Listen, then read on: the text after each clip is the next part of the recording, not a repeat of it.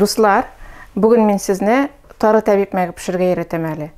Біз енді әйткен едік, Россия империясында татарлар ең көп тары игушілер болғанлар deyip, алар тарыдан пішіргендер бұтқасында, ошқада салғанлар, тәбек мәкті ясағанлар, қыстыбыйда ясағанлар.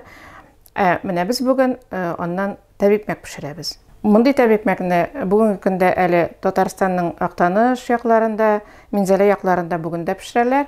Һәм шул традицияны давам етіп, міне біз шул тәбек мәкіні пішіреміз. Мұның үшін міне біз алдық 2 йомырқа, һәм аны біз шулай әбетләп тоғылайбыз.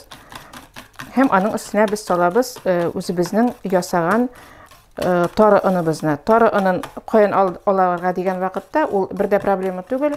Біз аны міне шығардық тары ярмасын шушылай кофе тегерменінде, һәм шушылай ұн хәліне келді, һәм біз аны шушы тәбек мәгімізге қадір салышақбыз.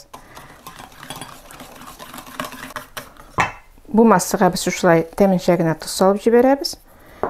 Тәміншәгіне песок салабыз. Һәм салабыз өзіміздің тары ыныбызны.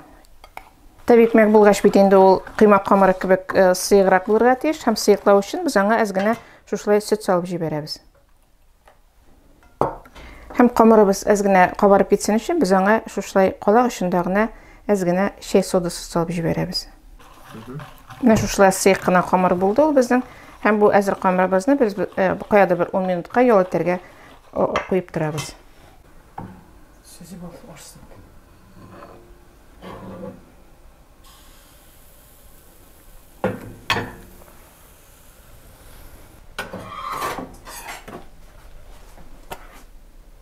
Дуслар, міне тары тәбек мәгі біз шушылай матур болып пішті біздің. Табынға берген вақытта біз аның үстін әрітілген отлан май білән майлап шығарабыз. Башларыңыз тәмлі болсын.